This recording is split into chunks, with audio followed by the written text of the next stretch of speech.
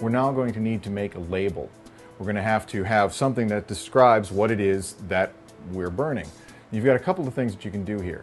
You have templates where you can select template, and let's look at all of the templates here that we have that Epson has made presets for, or you can actually make your own, but let's use one of these to play with. Let's pick this one. And what this will show up, as you see here, it's like I've got a nice little background and generic titles and stuff. And what I can do is edit this. So I'm going to click edit here. So what happens if I want to edit this title, this title, this title, this title, and make it Vinny's disc. You see here how that's what I've got. Well, let's correct it. You see how easy it is to correct and how that just happens. One of the things that is unique about this software, and it's important to bring home, is that both the publishing software and the printing software are all in the same software. So that it's just step 1, disc, step 2, label, step 3, publish. That it's designed for a very, very efficient workflow. Okay, now we can also pick the text color. See here? Or I can go to Other and pick all sorts of colors that I want. You see how it just changes as I click OK? Boom. My color has changed. You also have the choice of border, if you want a border on this, or none. And I can align left, I can align the text center, which it was here, or I can align it right. All of this is fairly straightforward, and I can also have it fit the text, or I can change from arch to not arch.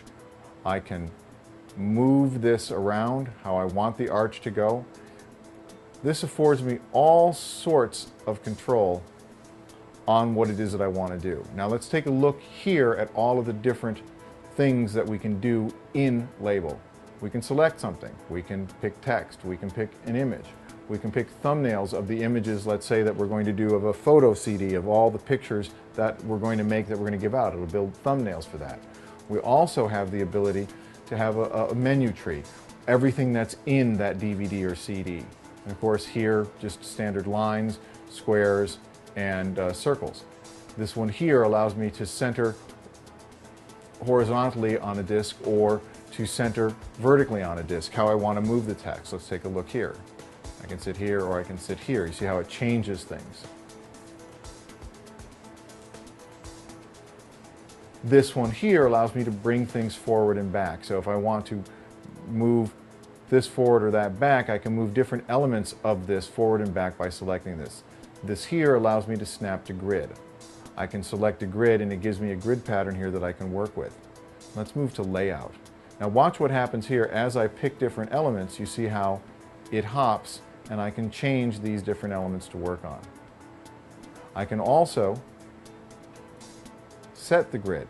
I can determine how much spacing I want with it and just click OK. So it gives me a lot of control for layout.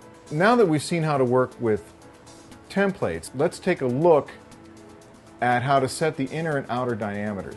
You've got standard and wide. Standard DVDs are the ones that have a big hub, and the wide are the ones that are all the way to the center of the hub.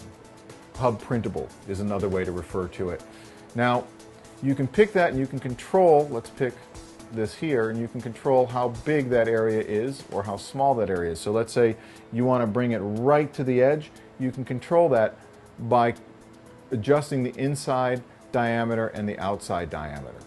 Now if you're working with a masked ribbed area disc, an area that is not supposed to be printable, like a disc that has an area right here, you can select that and it will automatically set it up, and you can adjust to make sure that it's exact for the disc that you're duplicating and printing on. So let's click let's click cancel here because we're going to do something different. Now let's go to background. Now what I'm going to do is, you can also, with this, we can select fill. We can fill with color. See this? I can pick all sorts of things I want to do, or again, I can come back down here and select Other and pick the color I want to fill with, and it'll do that. Gradation, where I can pick any two colors that I want. Start color, let's pick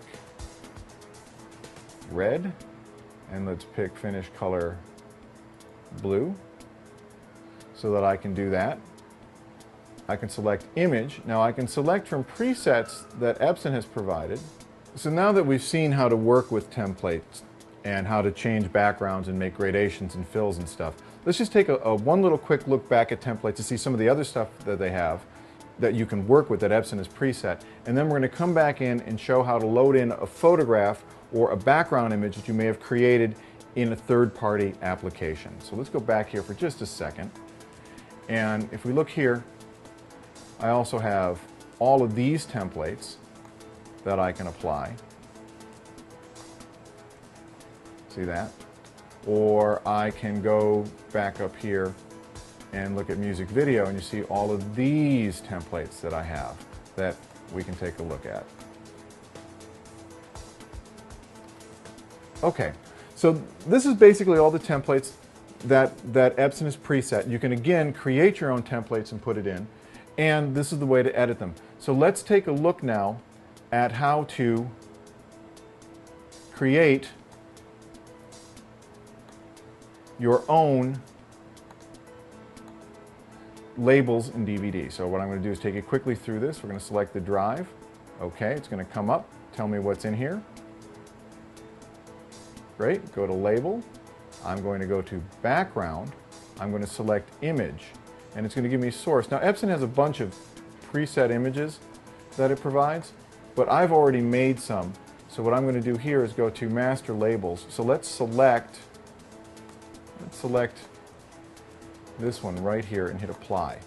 Now what's going to happen is that image is going to pop right up here, and I can go here and I can select wide. Let's move this over so we can see it because it's hub printable.